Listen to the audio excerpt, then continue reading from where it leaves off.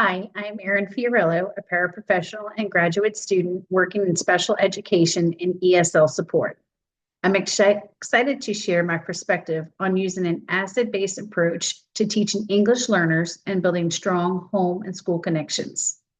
These strategies have had a powerful impact on the students I support each day, especially in our diverse rural community here in Louisiana. Cultural influences shape how students interact with others, process information, and express what they know. For example, in my classroom, I've seen students from collectivist cultures work better in group settings, while others thrive when given independent time to reflect first. Cultural competence means understanding and respecting these differences so that we can plan instruction that's responsive to students' backgrounds. It involves self awareness, knowledge of other cultures, and the ability to adapt teaching practices accordingly. One way to integrate students' cultural values is by incorporating multicultural text and allowing students to share their home traditions during classroom discussions. For example, when we studied folk tales, we invited students to bring in stories from their families or cultures, and we compared them to ones from the US traditions. It gave everyone a voice and showed that all cultural stories matter. Culture plays a direct role in how students learn because it influences their communication styles, motivation, and views on authority. A classroom that feels safe, respectful, and inclusive helps students take academic risks and participate fully. To create this environment, we use visuals, model routines, and offer language supports while also respecting home languages.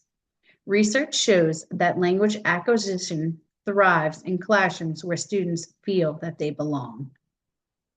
Some strategies I use to celebrate diversity include multicultural read alouds, encouraging students to write in both English and in their home language, posting multicultural signs around my classroom, and inviting parents to share cultural experiences and or holidays.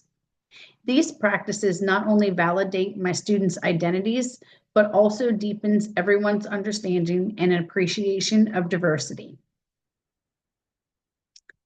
ELs come to us with a wide range of strengths and needs. Some may be new to English, while others are advanced multilingual learners. Some are also identified with special needs requiring individual strategies and lots of collaboration between general and special education teams. A few strategies I use are visual supports like graphic organizers and anchor charts, sentence stems for oral and written responses, partner work with language buddies, and scaffolding instructions and checking for understanding frequently. To support social emotional needs, we build trust by using predictable routines and encouraging peer connections. I also try to learn a few phrases in each student's home language, which helps them feel welcome and respected. Understanding students' emotional and cultural needs is essential when creating routines. For example, allowing time for silent reflection or nonverbal check-in respects students who may not be comfortable with speaking up right away. It also builds a classroom climate that supports everyone's learning journey. Our families bring so much to the table: traditions, skills, and knowledge that shape how their children learn. These are known as funds of knowledge. When we tap into these resources, we are not engaging families, we are showing students that their culture and language are valuable parts of their education. Strong partnerships with families start with good communication. That means sending home messages in families' preferred languages, offering flexible meeting times, and inviting families to participate in classroom and/or school events.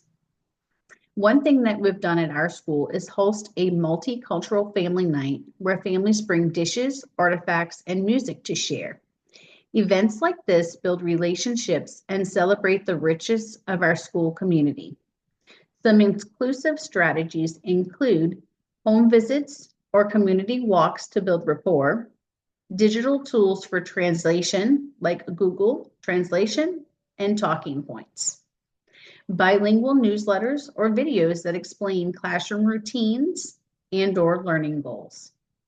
When families feel seen and heard, they are more likely to be involved, and that involvement directly supports student achievement and well-being. In closing, supporting English learners means honoring their full identities, not just as language learners, but as individuals with unique cultural, social, and emotional strengths. When we use an asset-based mindset, we shift from asking, what do they need, to what do they bring? And that shift can make a difference. Thank you for watching, and thank you for all you do to support the ELs and families in your school.